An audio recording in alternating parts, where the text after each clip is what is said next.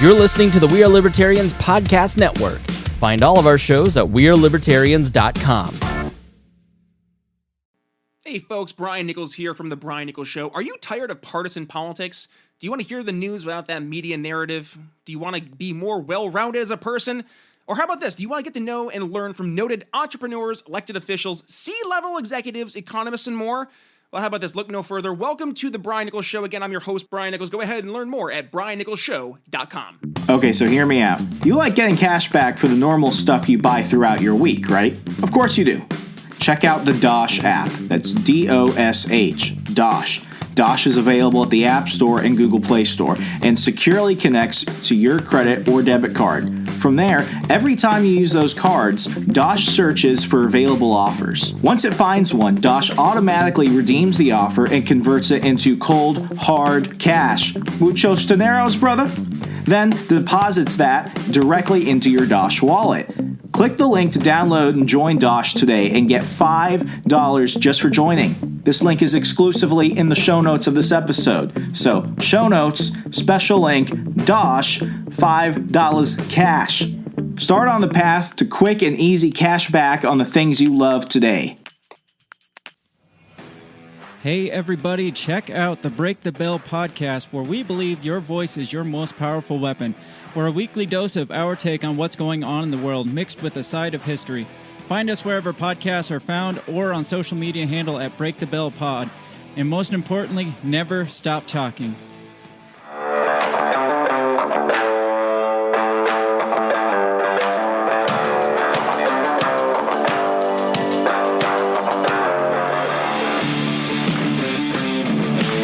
Prepare yourself. You're on the run with Remso W. Martinez.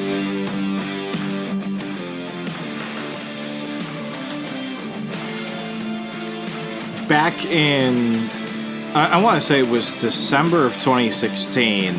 That was around the time that season 1 of the show ended.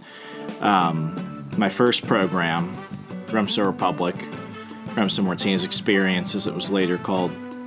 And it feels like a million years ago, really, especially these days. Can you believe, at the time of this recording, it's October 5th, the presidential debate was last Tuesday. It feels like 100 million years ago. So imagine how December 2016 feels. You probably feel it like I do. And Joe Walsh had come to Liberty University.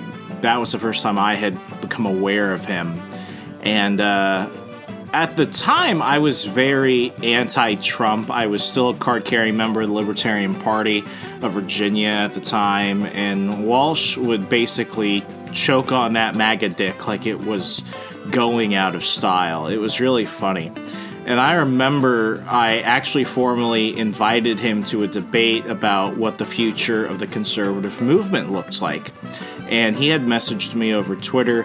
We were getting everything settled, and then he just ghosted me. Like a little bitch, but that's how he rolls. And now, right now, it's like we've almost entered a parallel dimension. Joe Walsh no longer has a show. He wrote a book called Fuck Truth or something, or Fuck Silence, ran for president against Trump, literally goes on Twitter supporting Joe Biden. I mean, the man said nice shit about Bernie Sanders. And then you have me, where I'm posting some pretty pro-Trump stuff every once in a while, because it's hard not to post anything political. But for me, this has really been a 4-year journey. For those of you that have been listening to the show, and just this show, you probably might be a little surprised about my politics, maybe not. But for those of you that have kind of followed everything I've been doing with all my work, you've kind of seen an evolution in how I am.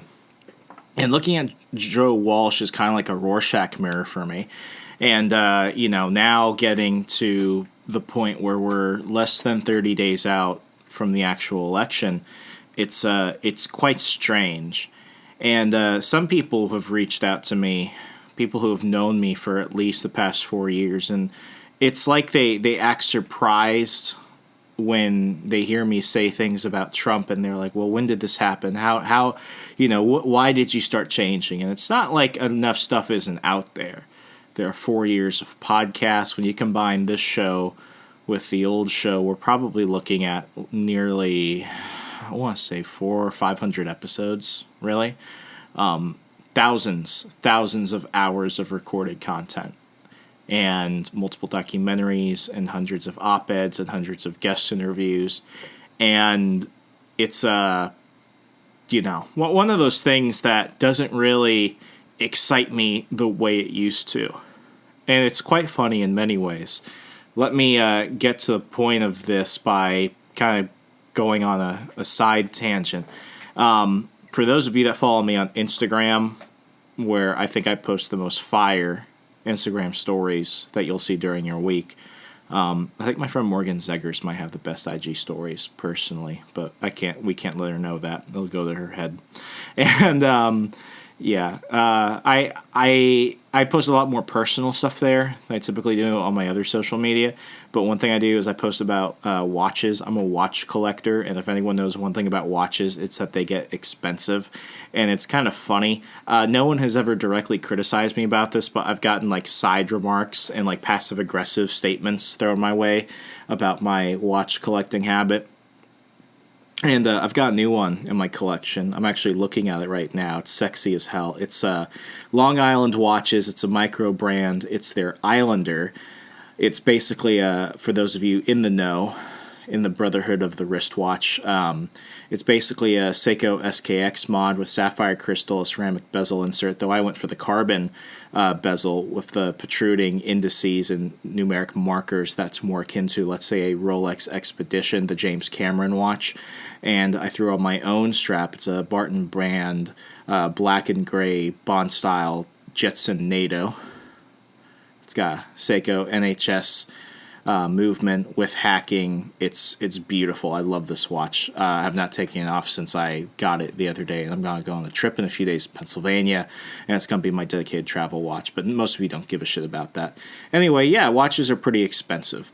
This will probably be my 30th watch, and I have this new rule now that for every watch I buy, I have to get rid of one. So what I did was I waited for this to be marked down in price. It was originally $399. When I saw it listed, it was $299. I sold another watch that I had that I wore maybe twice since I bought it. It was an impulse buy. I sold it.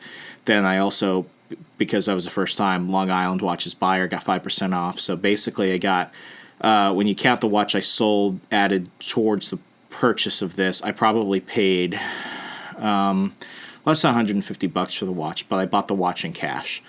And this was part of a discretionary, fuck it fund I have. So I'm at a point now where I think I'm getting a little bit more financially conservative when it comes to my watch buying habits. I don't think I'm going to buy one anytime soon, but, I said that a long time ago.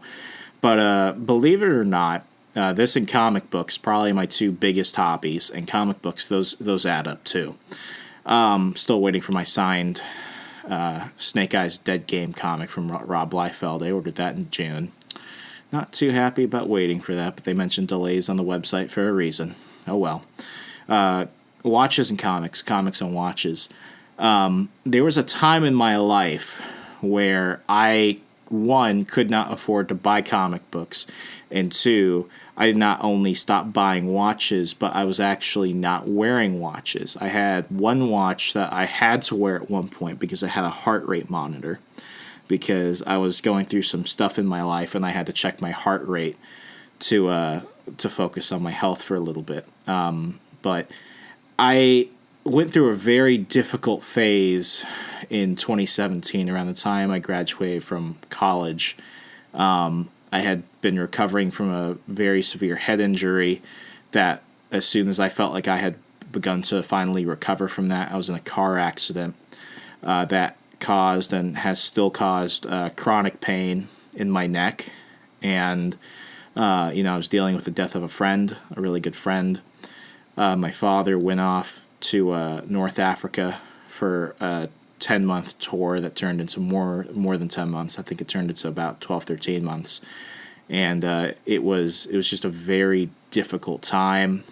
I was unemployed.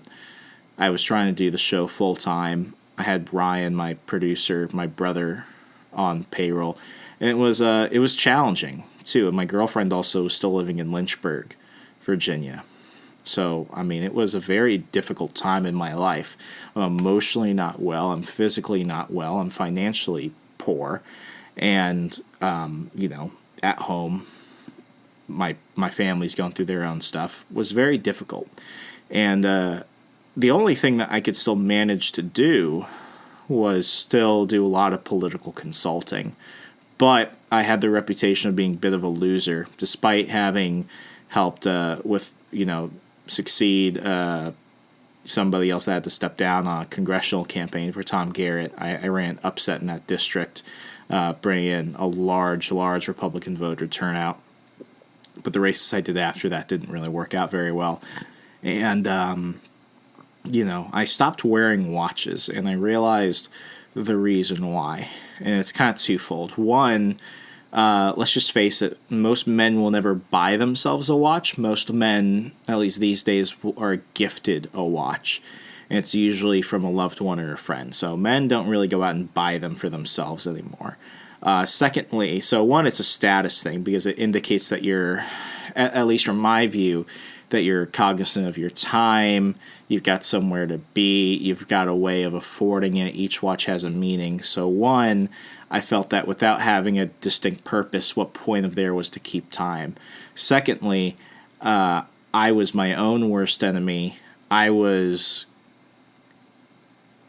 say scared of time, but looking at a watch then, 3-4 years ago, for me was an agonizing experience because each time I saw the seconds count upwards, every second, seconds turning into minutes, minutes turning into hours, it just showed me how much time was going away that I was never going to get back again. And for me, that was one of the biggest stressors. It's how much time am I wasting? How much time am I not getting back? How much time is going by where nothing is moving in my life? And for me, I had really based a lot of my worth by what I was doing and the things I was doing. I would say that I have a addictive personality and that I find a lot of meaning in the stuff I do and the stuff I create and the value I get from that. So to have not really been doing much of anything and to not really be working, and when I was working I was getting very little money, that was definitely playing on me. So I want to say probably until 2018, 2019, really 2019, if you see photos of me, which I did not actually take a lot of photos or have people take photos of me during that time. But if there are any out there, you'll probably see me without a watch. It wasn't until I really started working again and my projects started keeping up, and when my first book came out, when I started getting more consistent work, I started wearing watches again. And through a lot of therapy, through a lot of self-discovery, through a lot of different things, I had to really reevaluate my life. I want to say that, and you've probably heard me talk about this a million times, my makeup selling job, my business-to-business makeup salesman job, that was, when I quit that was one of those moments in my life where I see a big shift. And long story short, through a lot of self-discovery and stuff like that, I was able to not only afford my hobbies, but also have a deeper appreciation for them because, as I tell people, I gift watches to people. Actually, I gift watches. I actually gifted a watch, a movement watch, a very nice red ham, black dial, leather movement watch to Cliff Maloney Jr. from Young Americans for Liberty. I bought him one for Christmas one year. And he called me and he's like, Remso, no one's ever bought me a watch before. And, I kind of expected that. That's why I kind of like doing it because, watches, they can get kind of pricey, but if you buy someone a good watch, you're doing a really nice thing. But I bought him a good watch and I said, well, Cliff, you helped me out with a lot of stuff. You were a good friend. I wanted to gift you something that isn't just nice, but also has a little bit of sentimental value to me. Because now when I look at watches, I don't see the time that has just been lost. I see the time that moves forward. And I have a greater appreciation for the lesser and the more, because now I understand that all time is really a gift. and that we need to be good conservers of our time. Much like you would have, your app. I was about to say checkbook, but no one uses freaking checks anymore. You've got your bank app that tells you your balance and how much money you have and how much you've spent and everything. I really do see watches as a ledger of the most important commodity you have, the most important resource you have, which is time. It's the only thing we don't realize we need more of until we have less of it ahead of us, and that is only a judgment call on your end. So when I give someone a watch, one, I'm giving it to a person that I really value as a human being, and it's not just a nice fashion accessory, but it's also something that I give to let people know that, I want to share part of myself with you. Two really good friends of mine, Zed Shake and Sean Doyle. You know them from the Degenerate panel on the show. We've known each other since we were about 12, 13 years old, about that time. And we went through a phase where we weren't talking for many reasons. So for about, I want to say three and a half years, midway through college. And eventually, when I moved back to the Beltway, we reconnected with some stuff. And, our friendship has probably never been better and stronger than ever before. But, this also signified that we were in a different point in our lives. And to really just remind them how much I valued the friendship I have with them, especially as we all were starting our own careers and making big decisions that, as young people, were finally beginning to indicate we were becoming adults. I gave both of them Quartz Invicta divers, good dress starter watches.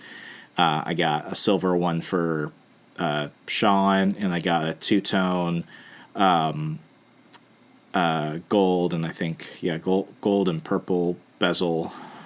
Yeah, it was a two-tone, same type of diver, but it was a two-tone colored one for Zed. And I'll never forget when Sean told me he wore that watch to an interview, and I think that's what helped.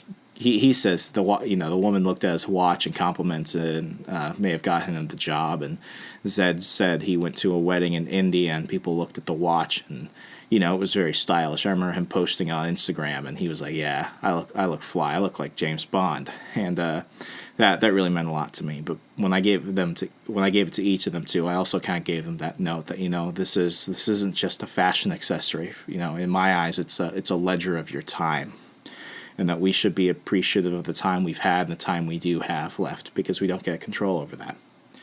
And that was really the start of a longer journey with me. But when I wear a watch, it means more to me than most things do. I know for a lot of people it's kind of worthless because people think, oh, well, think about your phone. But, it's just there's something different about having a watch. That's a whole other episode in and of itself we might do later. But just wanted to kind of get it across here. It has come to my attention that according to the internet, particularly Facebook, I am a right-wing nut job, and I am not a libertarian, and all this other shit. And all I have to say is you don't listen to the show, obviously. You don't pay attention to anything, obviously. And I question your literacy, because I certainly know that you've never read anything I've published, particularly my freaking book, Stay Away from the Libertarians, which is a comedic retelling of the modern history of the libertarian movement, which I think I paint in a pretty objective light, probably more pro than con, because I still, to this day, will identify as a philosophical libertarian. And here at the We Are Libertarians Network, we have many different people on different sides of things. And what I can genuinely say is that when you listen to each of the shows here, you're getting something very, very different from each host. Everyone contributes value to the discussion, and I highly recommend listening to each show here. But, with that said, we are all different. We are all different people. But we respect each other because we come under this understanding that classical liberal values of free speech, civil liberties, private property, and nonviolence are key. And that as long as you abide by those things, you have a home at the We Are Libertarians network. Now, I go ahead and sometimes I like to poke the bear that is the internet, especially random people. If you've heard me talk about simulation theory elsewhere, and no, I'm not going to link to it, you should just be paying attention to everything I'm doing because I'm awesome. You probably know that I believe that most people, and this is not just a simulation theory thing, it's also something proven by Facebook. A lot of the people you see comment on Facebook actually might not be real people. That's not a guess. Go Google that shit. But anyway, it's really funny because I came out and I said Donald Trump is the greatest president of my lifetime. I am 25. I was born in 1994. So I grew up during the Clinton administration. I remember my parents taking me to the Mall of Sierra Vista to go vote. And my parents asked me, who should we vote for? And I said Abraham Lincoln. And then they told me, you can't because he's dead. And I said, well, why not? And then they said, because he's dead. And I said, okay, vote for George Bush. And they said, why? And I said, because he likes dogs. That's why I learned in kindergarten that he likes dogs and that Al Gore is not a dog person. So that's where I was able to influence my parents. Obviously, they were just patronizing me as a kid. They knew who they were going to vote for. They were Republicans, and that was that. And then by the time I was becoming pretty politically cognizant, it was during the Obama years. And then as an adult, now I'm here during the age of Trump. I started getting into politics during the Obama years. And, so just with that, the bar for what is considered a good president is pretty low. But, you probably read the title, Why I'm Voting for Donald Trump and Why You Shouldn't Care. And I'm going to stand by that. I'm actually not going to tell you because I don't feel the need to convince you. You're adults. You hear it all the time. Other people trying to tell you what to think. I'm not going to tell you what to think because I don't want to waste time doing that. I don't feel that I'm genuinely going to contribute anything new. Just believe that I have done my research. I have done my time. I have come from a journey. I did not vote for Donald Trump in 2016. However, I am voting for him this year. And that's about it. I do want to ask, however, because I know I'm going to get people that, A, still want to demand an answer because they feel obligated to answer, and 2, will not listen to this episode and will just go into the comments of something online and just start contributing their 2 cents that, really doesn't fucking matter to me. And it's going to cause a stir based off the title alone. So imagine imagine how I feel. You're going to deal with a lot of people that just don't pay attention, don't listen, don't care, don't actually do their due diligence to understand what's actually going on. Because I'm not here to talk to you about why I'm voting for Donald Trump, or why I'm not voting for Joe Jurgensen, or why I'm not voting for Biden, or anything else. I want to ask, why does it matter to you? Why does what I do with my vote matter to you? And I'll even take a step further. If you don't agree with me, do you feel that my vote for him threatens you? I think that's a very rational question to ask because of how emotional people get. I was in the state of New Hampshire with Young Americans for Liberty for a campaign in 2018. And I was speaking with the wife at one polling station of a man who was running for the House of Representatives in New Hampshire, and we were having a lovely conversation. I told her I did not typically vote Republican, but somehow in the conversation it came across that I liked Donald Trump. And here we are having this really nice, lovely conversation, and then she snaps at me and screams, "What's wrong with you? What is wrong with you?" And the whole thing was just derailed from there. And I think that conversation is what made me really not want to talk with other people who were different from me politically about politics. Because I didn't want to have that ruin what would otherwise be a good conversation about literally anything else. Because everything is just so emotional, for crying out loud. But really, does it bother you? Do you feel that I owe you an explanation? If any of this actually matters to you, then I can probably assume that you probably are not a consistent listener of this show. I said very, very early on. I'm pretty sure I dedicated multiple episodes to at least covering this topic, but it's that why do we care so much about politics? It's because through politics, it's the biggest weapon of organized violence on the face of the earth. It is the biggest tool of force and coercion within our lives. It is a loaded gun that every couple of years we flip to see who gets to hold it at everyone else. And it's gotten to the point where we care more about who lives on 1600 Pennsylvania Avenue than what actually goes on, not just within their own community, school board, city council, treasurers, all that stuff, but what goes on in their own lives. Is our health taken care of? Are our kids okay? How are our parents? When was the last time you called your friends? Are your finances good? Do you feel comfortable in your job, in your relationships? All that talk I did about, me and watches and everything else during that time in my life, I feel like a transition began to occur.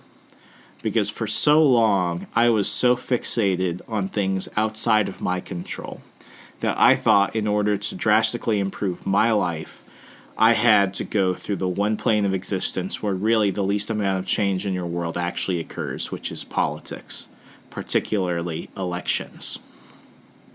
And as I began to distance myself from all of that and focus on my own challenges, my own issues, my own insecurities, it began to become really clear that my life became better when I could actually control the controllables. And this is what has brought us on the journey that is this podcast, On the Run. This was not something I had intended on really doing. I was actually trying to, one, focus more on myself as an author, and two, focus on my paranormal ghost hunting show, The Witching Hour. In fact, I thought about coming back to podcasting after the Remso Martinez experience. It kind of tapered off, and my brother Ryan, who was the producer for that show, he said, you're doing TV, which is nice. We're on these public access stations and it's doing well on YouTube, but podcasting's always going to be your thing. Have you thought about, maybe going back to not necessarily politics, but doing something maybe with Chris Spangle at We Are Libertarians, because he, like I, was a fan. And I said, no, Chris doesn't have the time for that. He doesn't want to deal with me. And 2 days later, Chris reaches out to me and he says, hey, I want to expand the network. If you're interested in coming back to podcasting, we would like you to come on. And that's what started all of this. But I really told Chris at the beginning that this would not be a political show. Remso the Pundit is dead. This is going to be Remso the Explorer.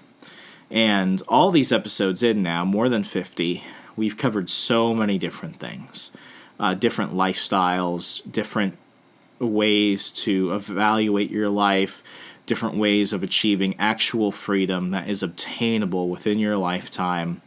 And almost none of them have involved really being involved in the political process at all. And I want to keep it that way.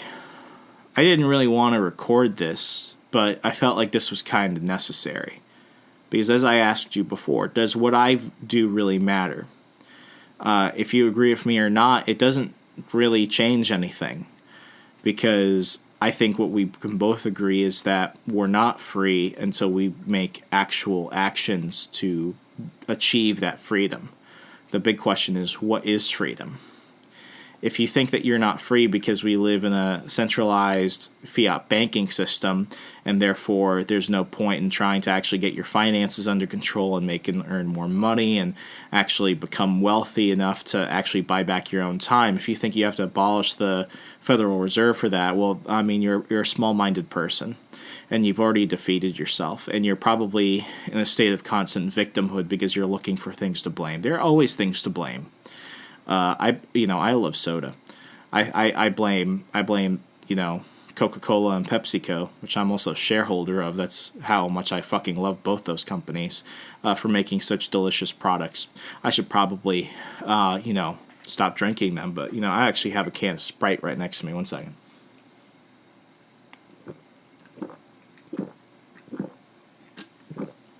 Three gulps and we're out. Good. I know the truth. I'm still going to keep drinking this shit because I like it. But, we need to identify the things that we can actually begin to make changes of. And, I've brought in enough people on the show who have been able to define their lives by what they want their passions to align with, that have been able to make the hard choices in order to achieve actual freedom. And ultimately, what I can tell you with 100% certainty is that whether Trump wins or Biden wins, none of my plans change. None of my goals will be altered. Nothing about my life is going to significantly improve or become hampered, because ultimately, I know that the biggest things that will help make my life better and my life freer and myself happier have nothing to do with who's elected. And I know that because I was poor and I was not happy during the Obama years, and during the first couple of years of Trump, I was basically in the same position. And in those moments, I just understand that, there's a lot of factors that go into why we're so passionate about things. Do I want Joe Biden to be president? No. But if, I don't like a lot of things happening. I don't like the fact that the XFL got canceled. I could bitch about that. Now, I know some of you are thinking, well, if we're talking about sports, you're equating it to politics, and politics is a mechanism of violence, and according to Rothbard, blah, blah, blah, blah, blah. And we can get into that, but, life is full of inconveniences. What matters is what we do about it. And I hope that if you're listening to this show, you've become to identify that. You have begun to recognize that there's more of a journey, and that unless you put yourself as the main character of your journey, you're not going to get very far, because you're always going to just be a supporting character. I don't get too much into religion on this show, but I'm going to contradict what I said just now, which is make yourself the main character, the protagonist of your own story, and stop being a supporting character. I think that's a very good basic level of understanding as to how to interpret things around you. Maybe even much of a Ayn Rand objectivist approach. But I want to kind of refocus that for a second. What about for Christians, people who are practicing Christians, like myself?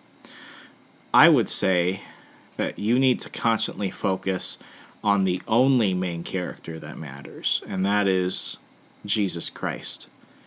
You are the supporting character in his story. Everything follows around him. And that when you allow other people or other things or things outside of your control to drift you away from him being at your forethought, things are not going to work out. You're probably caught off guard. Why is he talking about religion now? Well, religion was also a big part of what helped me get my life back on track during my most difficult period, when I realized that, a lot of my people I thought were friends are not friends. A lot of things I wanted to do just are not happening. I'm not happy. I've got nothing. I've got to sell collectibles and stuff to pawn shops to get gas money to go work on campaigns and stuff like that. Not happy. One day after I had quit that job selling makeup business to business, I went around town. I did this usual tradition of what I did whenever I would find myself out of work. I'd get a polo on and some slacks and my nice saddle shoes and getting my Kia Soul at the time, which is basically like a mobile apartment, trashed as hell. And I'd print out maybe like 30 copies. And I said, I'm going to go around town. I'm going to go ahead and just go and meet as many managers as possible, drop off my resume, and apply as many jobs as possible. And I drove by a church in my neighborhood that I had never been to. It's kind of a mega church, and I dropped by and I met someone that worked in like their community services department. I basically said, listen, I need a job. I'll do anything. I will literally, if you guys need a janitor right now, I will literally start cleaning toilets and mopping floors today. That is how badly I need a job. And the guy sat down and we talked. I told him what happened. I had a job where I was doing very dishonest things, and I was colluding with dishonest people, and I was selling stuff that was just, I didn't know where the makeup came from. I'm pretty sure it was tainted with lead, and it was just not good for me as a profession. It was not good for me as a person. And we prayed, and he said, things are going to look up. You're already making better choices, and you're more honest with yourself. And within a day of that, I went to a local GameStop, and I had an on-the-spot interview. And within 2 to 3 days, I ended up getting a job. And it's one of those things where stuff just happens in a way that is out of our control. What ended up happening actually later, I think, I had so many freaking jobs for the last couple of years. I can't remember if GameStop came before or after that, but I do really remember that after the makeup job, after I actually started attending that church for a bit, that was when I got a phone call I got an email. It's all kind of mushed together. Yeah, I got an email from Cliff Maloney, who I had worked with when I was interning at Young Americans for Liberty. And he said, Remso, I actually almost deleted the email because I thought it was a fundraising email. The email was, Remso, would you ever want to work at the Washington Times? And I said yes, and he hooked me up with that. And that job at the Washington Times was really the biggest social professional ladder move in my life. I was so thankful for that job. Not a day goes by where I'm not thankful to have had that opportunity. And since then, I've moved on to Parlor, which I do value immensely. But that job at the Washington Times really is what changed me. But during that time, I could have done a lot of things. I could have made a lot of choices, but I had to immediately take care of myself. But it wasn't until I really began to reorient myself on the things that mattered to me, which was, who am I as a person? What am I doing with my time? What am I doing with my life? What am I doing with my actions? It wasn't until I began to reorient myself that, a lot of things that used to matter to me really just showed themselves to be false idols and smokescreens. And now I'm a better friend. I'm a better partner. I'm a better employee. I'm a better, brother, son.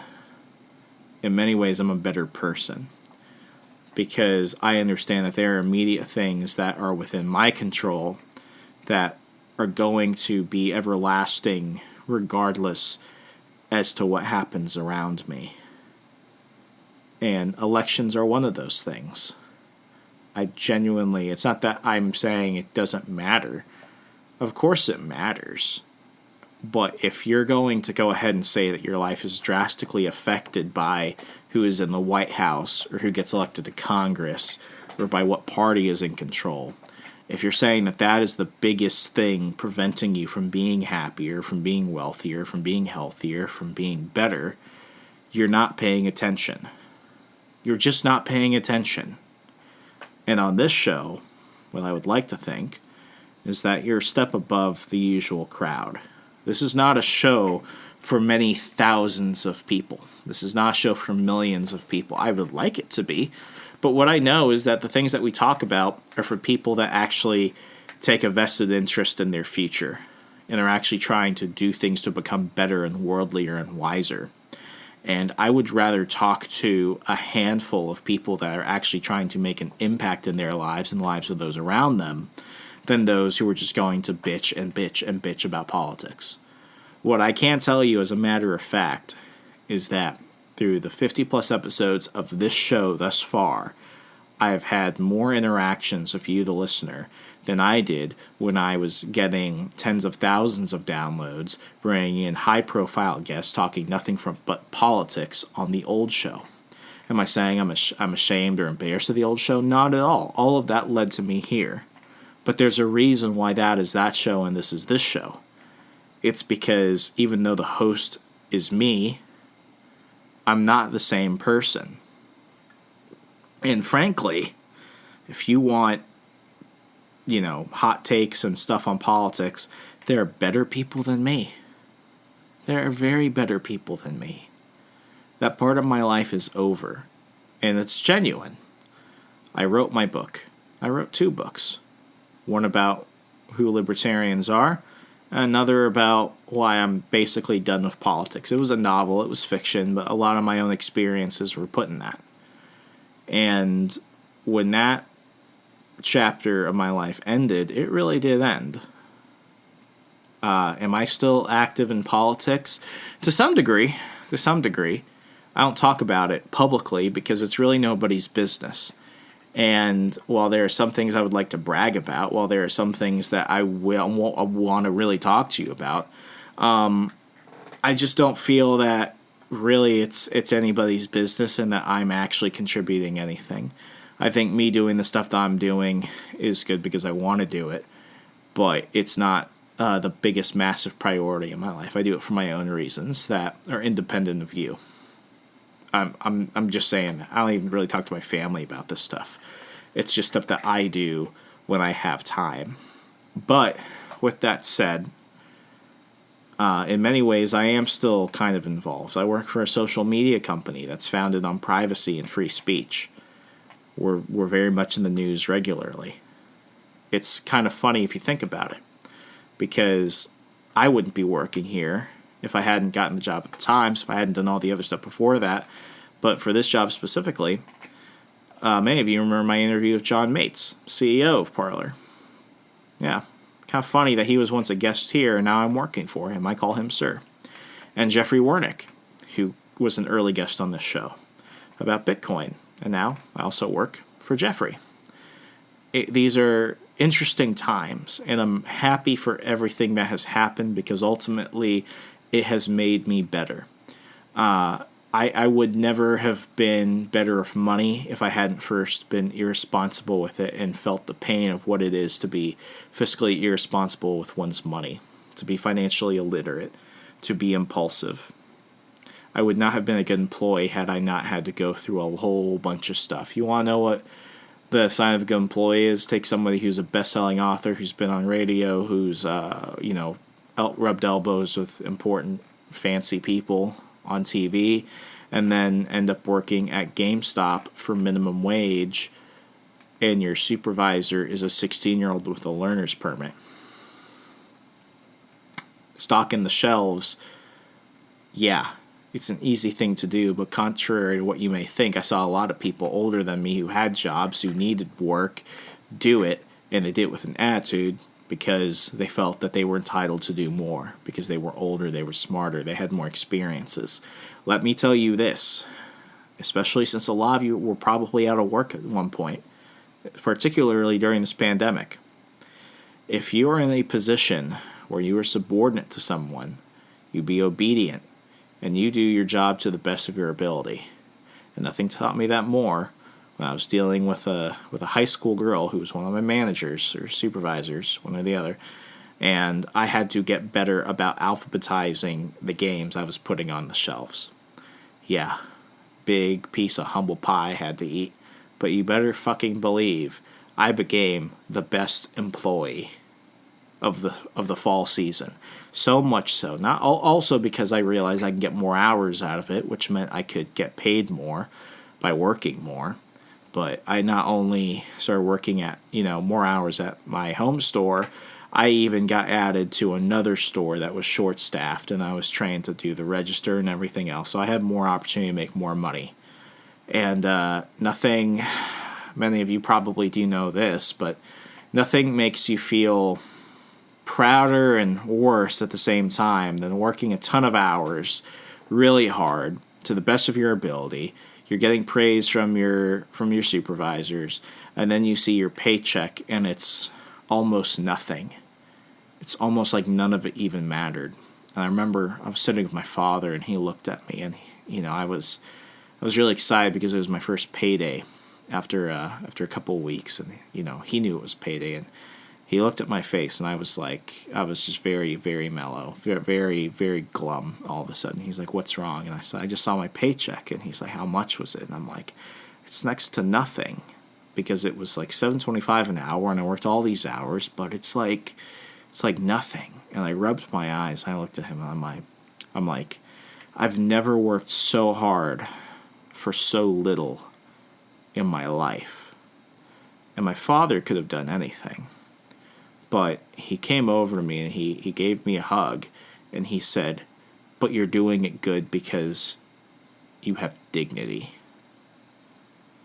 And I could have stayed upset after that, but ironically, I also had to go to work that night.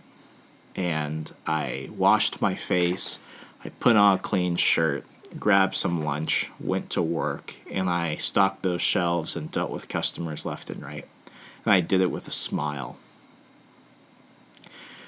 You've probably heard me talk about the makeup job a lot. You probably heard me talk about GameStop a lot. Those were big moments in my life because they taught me things about myself that I wouldn't have had otherwise. And while they're not the sexiest, most glamorous jobs, I learned more about myself through the shit than I did as a campaign consultant, as a staffer, as a campaign manager, as a pundit, as a writer. Because when things are good, they're good. It's hard to be positive when things are not good. And I look at the things when I look back at, a couple years ago and everything, and I'm trying to remember, what were my priorities? Where were my thoughts? And my thoughts were on things outside of my control. This election, despite my vote, is out of my control. And ultimately, it's out of your control too. So if Trump is the first thing and the last thing that leaves your mouth each and every day, you need to move the fuck on with your life, regardless to where you are in the political spectrum. Because if that's all you're focusing on, let me tell you this. When he's gone, there will be somebody else who takes up the forefront of your time and most of your headspace. And you're going to either love them or hate them. And then those people will leave. And there'll be somebody else there. And the cycle just keeps going and going and going and going and going. The only way it's going to stop is when you take back your own time, when you take back your own concentration, and when you take back your own ability to succeed because of your own actions, and forget the things that are outside of your control. Because the last thing you want is to end up like people I see now, who have big responsibilities. They've got big families, they've got spouses, they've got parents to take care of. Yet it seems like all they do is post shit about politics online. I'm sorry to tell you this, but Nancy Pelosi and Mitch McConnell are not going to pay your fucking bills. That second stimulus check probably isn't coming. And if it is, you're going to spend that $1,200 faster than you got it. It's going to be like it never fucking existed. Somebody gave you that money, and then you just gave it to somebody else, and you're immediately worrying about what's next. And then the next problem that's out of your control comes. And then the next one, and then the next one, and then the next one. And I don't think at that moment you're going to think, oh, this is all because Remso voted for Trump. I'll let you in on another secret. I looked at my ballot that's coming up. I'm not even voting straight ticket Republican. I'm not. I'm not writing in somebody. Oh, you're probably thinking, well, there's no third parties on the ballot for Congress and Senate. Yeah, that's right. At least for one of them, I know I'm voting Democrat. Is it for Senate? Is it for Congress? Is it for both? Why is he doing that? How could he vote for Trump and vote for somebody else at the same time? Well, that's going to be the mystery. And guess what? I'm not giving you the answer. Because it doesn't matter. Because I don't owe it to you. Because I only want to contribute to you things that are going to help you. And me giving you my hot takes on politics and who I'm voting for and why I think you should vote for them don't really matter. Because come a few weeks from now, I'm either going to be really right or I'm going to be really wrong. Or let's say I get my way on that. There's not even anything within a shadow of a doubt that makes me think I'm even going to get half of what they're fucking talking about. And it won't matter 6 months from now, or the next election, or the election after that. It's just not. Everything else we talk about will. Whether I'm interviewing ghost hunters talking about what is life after death, or whether I'm talking to my friends, asking them questions about living a different lifestyle than what I ever did, or I'm talking to people who have had extremely severe hardships and how they were able to overcome it, or people that just want to have fun and remind ourselves of the times and the friendships and the things that keep us going, such as when I have my friends on the Degenerate panel and we talk about our childhood and we talk about the things we enjoy, because it's as good for me to remind myself about what I love and what makes me happy as it is to remind you of that. I want to end on a lighter, happier note. I didn't really know the show would get past 50 episodes. I really wondered whether or not it would do well. I wondered whether people would listen. And as I began to do more monologue episodes, I really wanted to know whether or not people would listen to that. Contrary to popular belief, I'm not a very sociable person. I'm very much an introvert.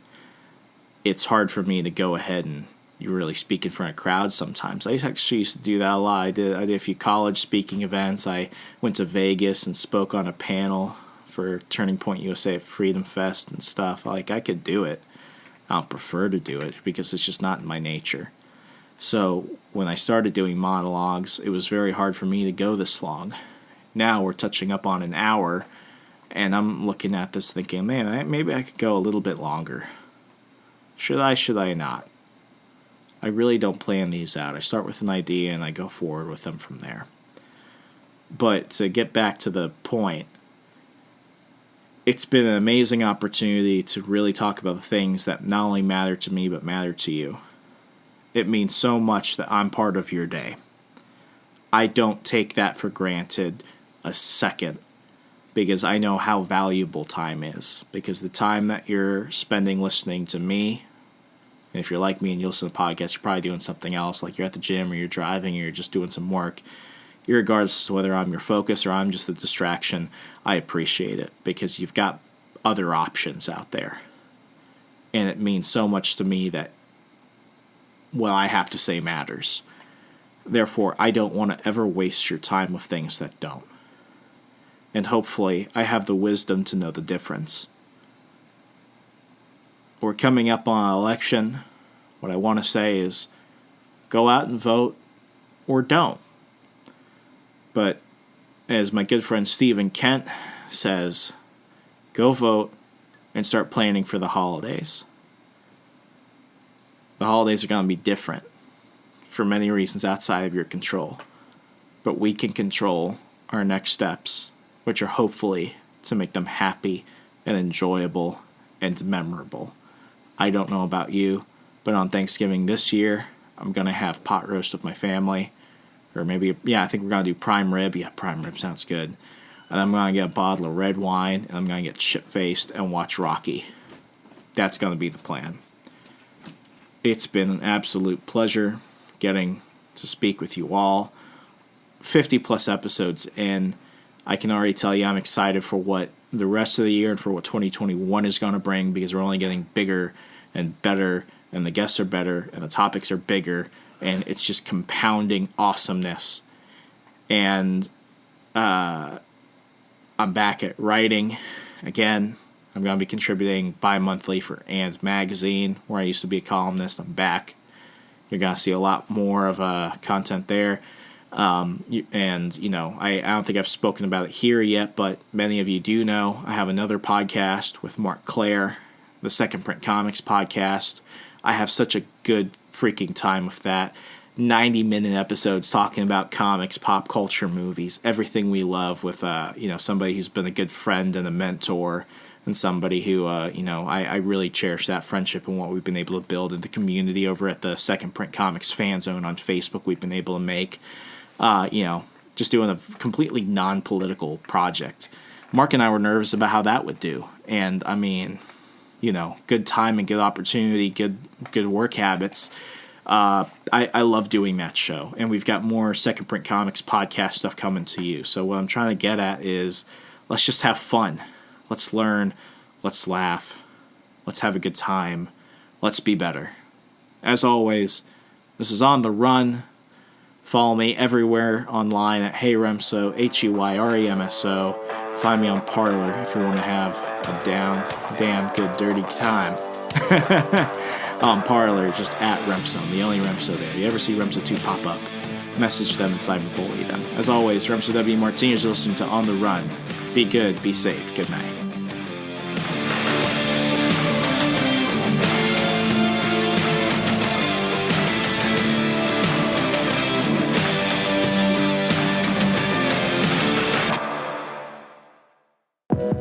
Check out our other shows and more from the We Are Libertarians network at wearelibertarians.com.